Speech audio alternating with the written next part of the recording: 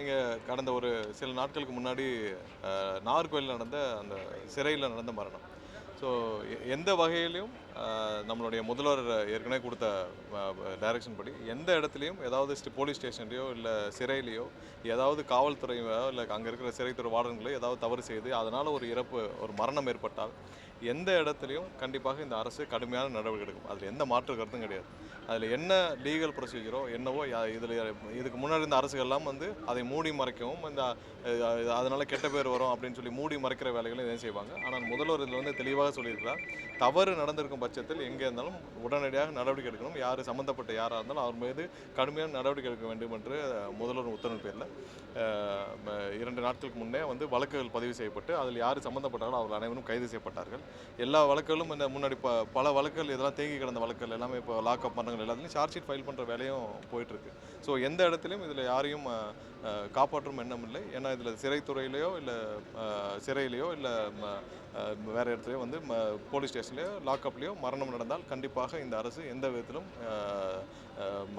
பாதிக்கப்பட்டவரோடு தான் இருக்கும். இதில் எந்த இடத்துலையும் மூடி மறைக்கிற வேலையே இல்லை. ஸோ அதில் நிறைய தவறான தகவல் இருக்குது. இப்போ இதுலேயும் புழல்லையும் 2 நாட்களுக்கு முன்னாடி ஒரு மரணம் ஏற்பட்டிருக்கு. அதுக்கும் விசாரணை நடைபெற்று வருது. இதுவரை அந்த மாதிரி அவர் மரணம் குறித்து இன்றைக்கி தான் போஸ்ட்மார்ட்டம் ரிப்போர்ட்டில் நடந்துட்டு இருக்கும். முடிஞ்ச பிறகு அனைத்தையும் விரிவாக விசாரிக்கப்பட்டு அதில் இது வரைக்கும் நாங்கள் உள்ளே நடத்த விசாரித்தபடி எந்த தவறும் இல்லை. அவருக்கு ஏதோ உடல்நலம் பாதிக்கப்பட்டிருந்தாங்கன்னா அதிலையும் ஏதாவது தவறுகள் இருந்தாலும் கண்டிப்பாக கடுமையான நடவடிக்கை எடுக்கப்படும். அதில் எந்த மாற்று கருத்தும் இல்லை.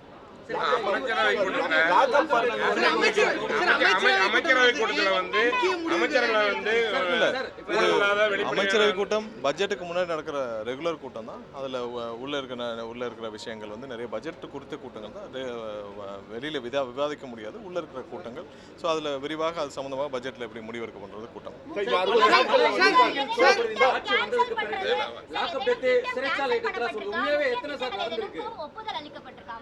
இல்லை இது பட்ஜெட் சம்மந்தப்பட்ட கூட்டம்.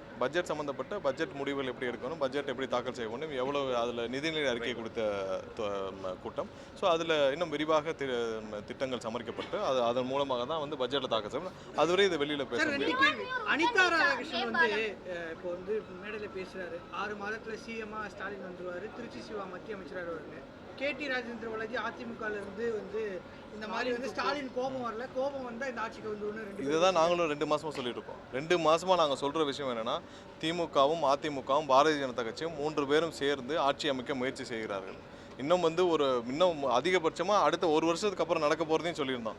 அதாவது திமுகவும் அதிமுகவும் அவங்களுடைய கட்சியவே நடத்த முடியாமல் பாரதிய ஜனதா கட்சியோடு இணைச்சிட்டு திரு ஸ்டாலின் அவர்கள் குடும்பத்தில் ஒரு 2 கேபினெட் மினிஸ்டரும் திரு எடப்பாடி அவர்கள் குடும்பத்தில் 2 கேபினெட் மினிஸ்டரும் வாங்கிட்டு போகிற அளவுக்கு கூட இன்னும் 2 வருஷத்தில் 3 வருஷத்தில் வந்துடலாம். ஏன்னா அவங்களுடைய கட்சியை நடத்தும் எண்ணம் இல்லை, கட்சியை காப்பாற்றும் எண்ணம் இல்லை. இன்றைக்கி புரட்சித் தலைவர் ஒரு உருவாக்கின கட்சி, அம்மா உருவாக்கின கட்சி மொத்தமாக அடமானம் வச்சுட்டு அவர் என்ன செய்கிறாருன்னு தெரியாமல் ஓரளவு ஒரு லெட்டர் பேடு மட்டும் ஒரு கட்சி அலுவலகம் இருந்தால் காப்பாற்றக்கூடிய நம்ம காலத்தை தள்ளக்கூடிய நிலைமையில் திரு எடப்பாடி வந்துவிட்டார். திரு ஸ்டாலின் அவர்கள் இந்த கட்சி என்ன பண்ணணும், இல்லை யாரை நம்பி கொடுக்கணும் எதுவுமே தெரியாமல் அவரும் நிற்கிறார். அவங்களுக்கு தேவை இப்போ ஒரு 5 வருஷத்துக்கு காலத்தை ஓட்டுவதற்கு ஒரு இடம். அதனால தான் பாரதிய ஜனதா கட்சியோட கூட்டணி போகிறாங்க. இந்த முயற்சியில் தான் அவங்க 45 நாட்கள் 50 நாட்களாக எங்களுடைய எம்எல்ஏக்களை விலைக்கு வாங்கும் முயற்சிகள் அவங்க நிறைய பேர் கைது செய்யப்பட்டே வராங்க. நீங்கள் பார்த்துருப்பீங்க. அவ்வளோ எங்களுடைய எம்எல்ஏக்களுக்கு 30 கோடி 40 கோடி 50 கோடி வரை விலை பேசப்பட்டிருக்கு. 50 கோடி கொடுத்து நீங்கள் 20 எம்எல்ஏன்னு எவ்வளோ ஆச்சு? ஸோ இந்த அளவுக்கு பணம் கொடுத்து இவங்களை விலை பேசும் அளவிற்கு இன்னமும் அந்த முயற்சியை தினமும் செஞ்சுக்கிட்டு தான் இருக்கிறாங்க. அது இல்லை அந்த முயற்சியை தினமும் செஞ்சுக்கிட்டு தான் இருக்காங்க. அண்ணன் திருமாவளவன் அவர்களுக்கு இப்போ விஷயம் தெரிஞ்சனால அண்ணனும் சொல்லியிருக்கிறார். ஏன்னா இது ஒவ்வொரு நாளும் இவங்க எப்படியாவது இந்த அரசை எந்த விதத்திலையாவது இவங்க நிப்பாட்டணும், இந்த அரசை எப்படியாவது செயலிழக்க செய்யணும். அதற்கான குறுக்கு வழி முயற்சியில் எம்எல்ஏக்களை வாங்கும் 50 கோடி கொடுத்து எம்எல்ஏ வாங்க முயற்சி செய்யும் ஒரு திரு ஸ்டாலின் அவர்களும் திரு எடப்பாடி அவர்களும் கடைசி காலமாக இனி அடுத்த முயற்சியாக பாரதிய ஜனதா கட்சியோட கூட்டணி சேரக்கு தான் முயற்சி நடந்திருக்காங்க. இதை தான் 40 நாள் 50 நாள் நாங்களும் சொல்லிட்டு இருக்கோம். இன்றைக்கி அவங்களே வெளியில் சொல்கிறதுக்கு இப்போ அவங்க சம்மந்தப்பட்ட ஒரு முன்னாள் அமைச்சர் அனிதா ராதாகிருஷ்ணனே சொல்கிற அளவுக்கு இருக்குன்னா அவங்களுடைய முடிவுகள் எட்டப்பட்டு விட்டுச்சு. இப்போ யாருக்கு கேபினெட் மினிஸ்டர் போட்டி தான்.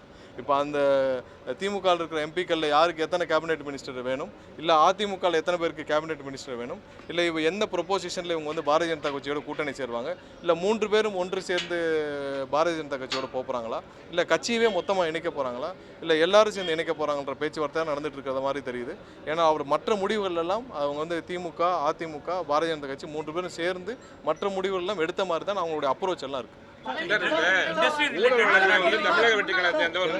நாகர்கோவில் மரணத்தை பொறுத்த வரைக்கும் சார், நாகர்கோவில் மரணத்தை பொறுத்த வரைக்கும் சார், அதுல அமைச்சர்கள் போய் யாரும் சந்திக்கல, இன்று இல்லை இன்று இன்னைக்கு தான் கேபினெட் இல்லை நிவாரணங்கள் இன்னைக்கு தான் கேபினெட் இல்லை கேபினெட் மீட்டிங் முடிஞ்சிச்சு. இன்னைக்கு எங்களுடைய அமைச்சர்கள் சென்று அந்த குடும்பத்தினரை சந்திக்கிறாங்க. ஆல்ரெடி அவங்களுக்கு நேற்றே தகவல் அனுப்பப்பட்டு விட்டுச்சு. அமைச்சர்கள் வந்து சந்திக்கிறாங்க. அவங்களுக்கு குடும்பத்துக்கு தேவையான அனைத்து உதவிகளையும் அனைத்து சப்போர்ட்டும் கண்டிப்பாக அந்த அரசு அவங்களோட துணை நிற்கும். இன்று அவங்களுடைய குடும்பத்தினர் அரசு சார்பாக அமைச்சர்கள் சென்று சந்திக்கிறாங்க.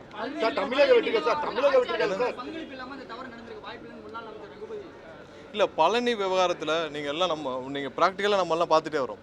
நமக்கு வந்து இந்த கடந்த 5 ஆண்டுகளில் பத்திரப்பதிவுத்துறை எப்படி செயல்படுச்சுன்னு தெரியும். நைட்டு 9 மணி வரைக்கும் பத்திரப்பதிவுகள் நடந்திருக்கு. கடந்த 5 ஆண்டுகளில் பத்திரப்பதிவுத்துறை யார்கிட்ட இருந்துச்சு? மூர்த்திகிட்ட இருந்துச்சு. இந்த பத்திரப்பதிவுத்துறை எப்படி நடந்துச்சு? நைட்டு 9 மணி 10 மணி வரைக்கும் பத்திரப்பதிவு நடந்திருக்கு. எக்ஸசிவ் பத்திரப்பதிவு நடந்திருக்கு.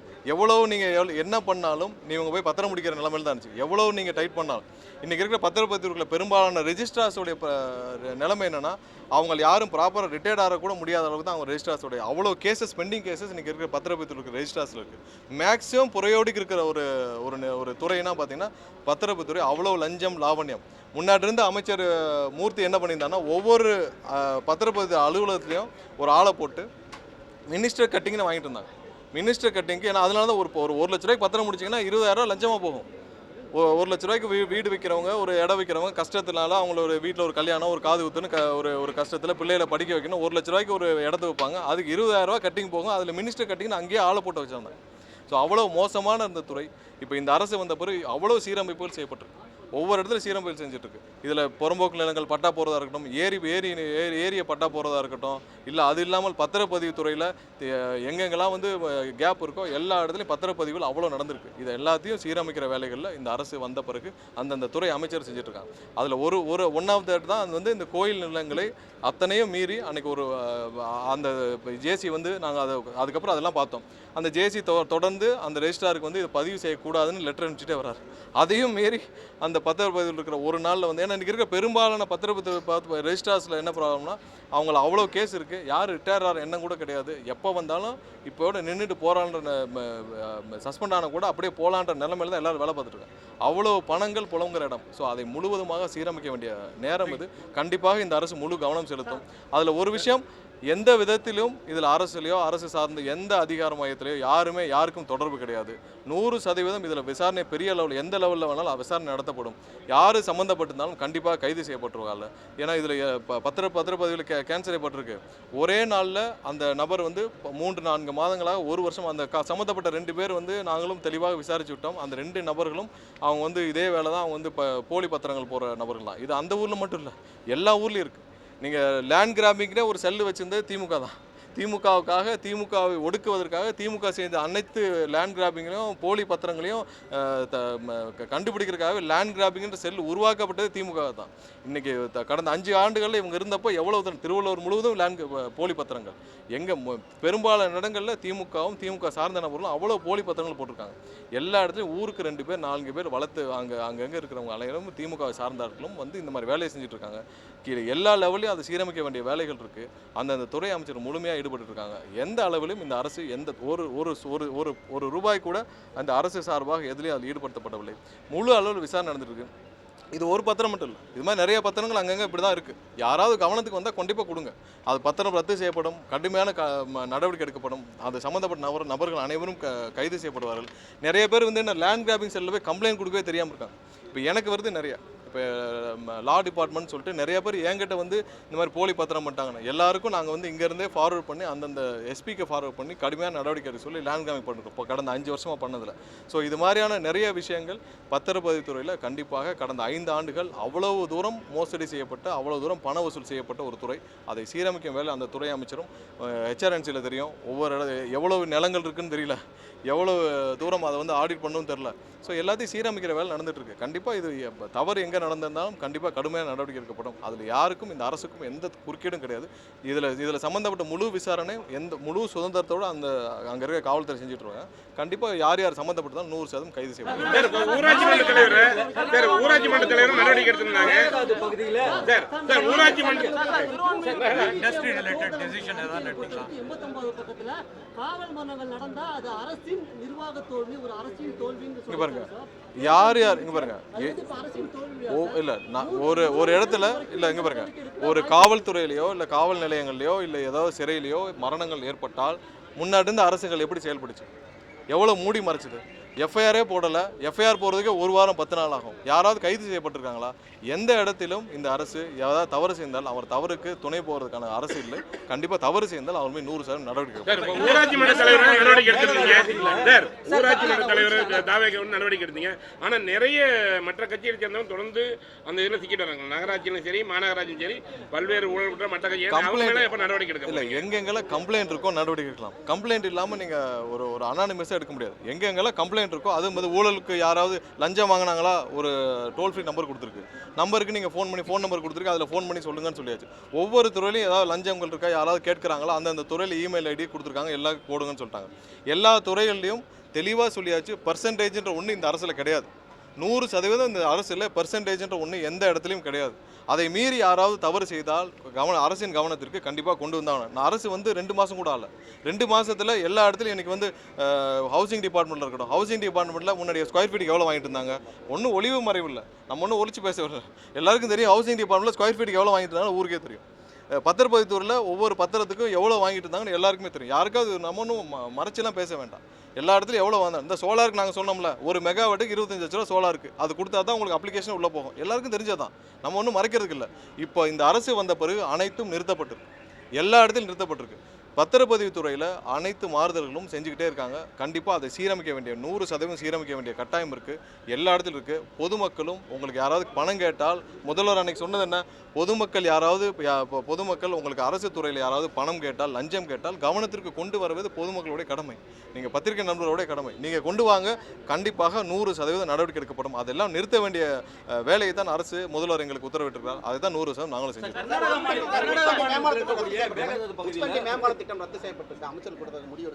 இல்லை, அது குறித்து விரிவான அந்த துறையிலேருந்து ஆராய்ஞ்சிட்டு வராங்க. மாற்று என்ன செய்யணும் என்னன்னு சொல்லிட்டு விரிவாக ஆராய்ஞ்சிட்டு வராங்க. ஏன்னா அதில் வந்து ஹையர் ரேட்டுக்கு அவங்க வந்து பழைய ப்ரொப்போசல் ஹையர் ரேட்டுக்கு ப்ரொப்போசல் இருந்திருக்கு. எல்லா இடத்துலையும் உங்களுக்கு தெரியும் 30% 20% கமிஷனும் சேர்த்து தான் ப்ரொப்போசலில் இருக்குது.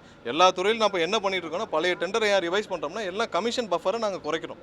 இப்போ எல்லா இடத்துலையும் நாங்கள் என்ன சொல்லியிருக்கோம்னா, என் கமிஷனாக 30% முன்னாடி வாங்கிட்டு இருந்தாங்கன்னா அந்த கமிஷனை குறைச்சிட்டு நீங்கள் டெண்டரை போடுங்க.